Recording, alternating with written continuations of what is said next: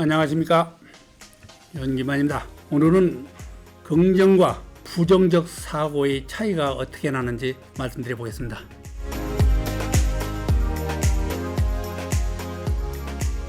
이 세상사의 모든 일은 긍정적인 사고로부터 출발합니다. 긍정적인 사고의 출발 없이 세상에는 아무것도 시작을 못합니다. 우선 가능성을 찾아야 되고 그 가능성이 긍정적인 의견이거든요.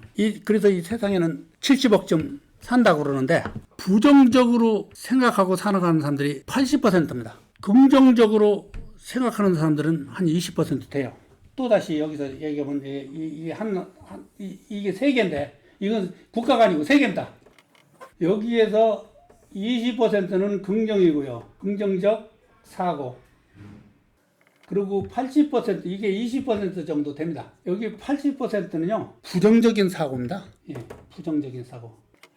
자, 이 지난 호에도 얘기했지만 이 긍정적인 사고를 가진 20%는 상류층입니다. 80%의 부정적을 가진 사람들은 서민으로 머물 수밖에 없어요. 왜 그러냐? 이 부정적인 사고를 가진 사람들은 모든 걸 다 부정적으로부터 시작하기 때문에 가능성을 찾을 수가 없어. 그러니까 가능성을 발견하지 못하니까 시도를 못하는 거야. 무엇인가는 시작을 해야 일이 진행이 되거든. 그래야 시작을 해야 실패도 있고 성공도 있지. 시작을 안 하면 성공도 없고 실패도 없단 말이야.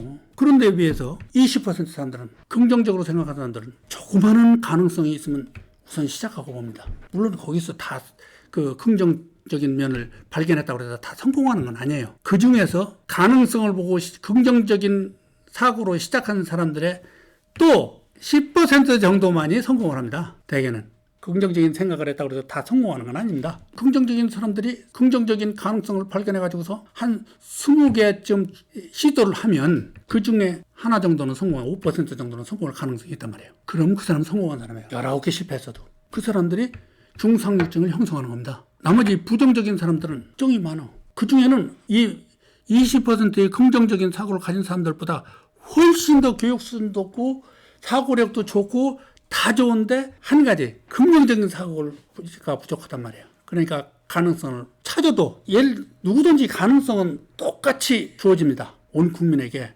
누구에게 뭐 똑똑한 사람에게 조금 더 보여주고 덜 똑똑하고 교육 덜 받은 사람에게 좀 덜 보여주고 그런 게 아니에요. 누구나 다에게나 똑같은 기회를 줍니다. 근데 그 기회를 잡는 사람과 못 잡는 사람이 있어요. 잡는 사람은 긍정적인 사람이에요.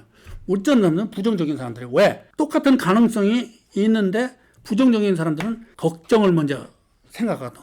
이거 시도했다. 안 되면 어떻게 할까? 실패하면 어떨까? 내가 돈 조금 가지고 있는데 이거 다 홀랑 까먹으면 어떨까? 그런 여러 가지 걱정 때문에 시도를 못해. 가능성을 발견을 해도 시도를 못하다 보니까 이룬 것도 없고 실패한 것도 없어요.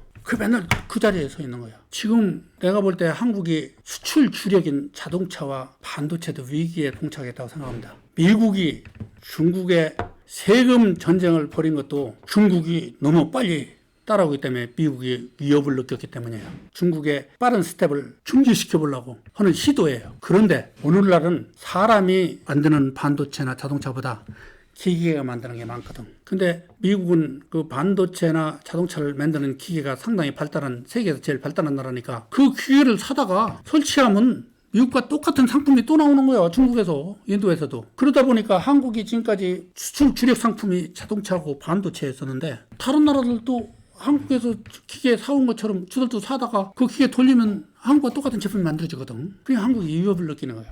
국내의 갈등 때문에 기업이 크질 못해. 국가에서 일자리를 만드는 건 한계가 있어요. 공무원밖에 더 있어요. 기업이 일자리를 만들려면 기업이 자꾸 성장을 해야 되는데 한국의 그 정책이 보니까 기업이 그렇게 동질적이지 못해. 이질적이야. 내가 볼 때는 정책 자체가. 기업을 키워서 그 기업으로 하여금 고용을 늘려가지고 생산품을 더 만들어서 수출을 더하게 하는 것. 그래서 국부를 키워나가는 것. 이것이 자본주의 사회거든. 국가에서 공무원을 자꾸 늘려나가고 복지금을 자꾸 늘려나가면 그게 공산주의요. 공산주의는 별거 아니요. 그래가지고서 지금 한국이 내수가 침몰해버렸어. 이 코로나 바이러스가 전염되기 전에도 이미 한국의 내수는 다 침몰했어요. 침몰했는데 이 코로나 바이러스가 전염이 되면서 아예 그냥 폭망시킨 거야. 내수를. 그러지 않아도 한국은 내수하고 수출 비용이 수출의 한 70%를 의존하는 것 같아요. 그리고 내수가 30% 뿐인데 수출해서 수익을 올리는 회사는 몇 개 안 돼요.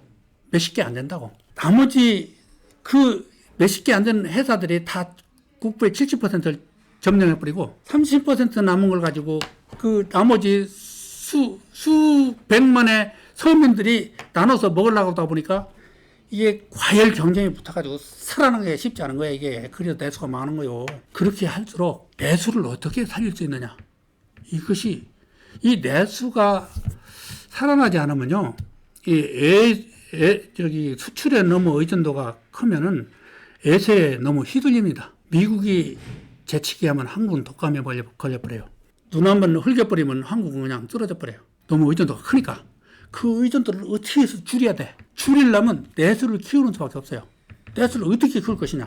그것이 경제 그 부양의 키포인트야. 근데 지금까지 단 한 사람도 긍정적인 사고를 가지고 이 쓰러져가는 경제를 살리고자 하는 긍정적인 연구가 없다 이런 얘기가 전무해 아주. 그러니까 경제가 자꾸 쓰러져가죠. 경제 위기를 극복하는 것은요. 아까도 얘기했지만 긍정적인 사고밖에 없어요. 무엇은 안 되고 무엇 때문에 안 되고 무엇 때문에 안 되고 이런 것만 따져가면 절대로 이 위기를 극복 못해요. 무엇인가는 조그만 가능성이 있어도 그걸 자꾸 연구와 노력을 교독하면 무엇인가는 하나 이루어요. 그것이 결국은 자동차고 반도체 아닙니까? 그래서 성공한 거 아닙니까? 그 다음 걸 무엇인가는 시작을 해야 돼. 근데 시작하는 놈이 없단 말이야. 지난기에도 내가 얘기했지만 한국 국민은 세계 1등 국민입니다. 최고 1등 국민입니다. 1등 국민 가능성을 찾아가지고 시도를 하면 무엇이든지 이룰 수 있는 능력이 있는 사람들이야. 그 능력을 너무 썩히고 있는 거야. 활용을 못하고 국민적 능력을 활용을 못하는 거예요. 이래가지고는 우리에게 희망이 없습니다. 내가 어떻게 하면 이 침몰해버린 내수 경제를 살릴 수 있는지 길을 한번 제시해 보겠습니다. 감사합니다.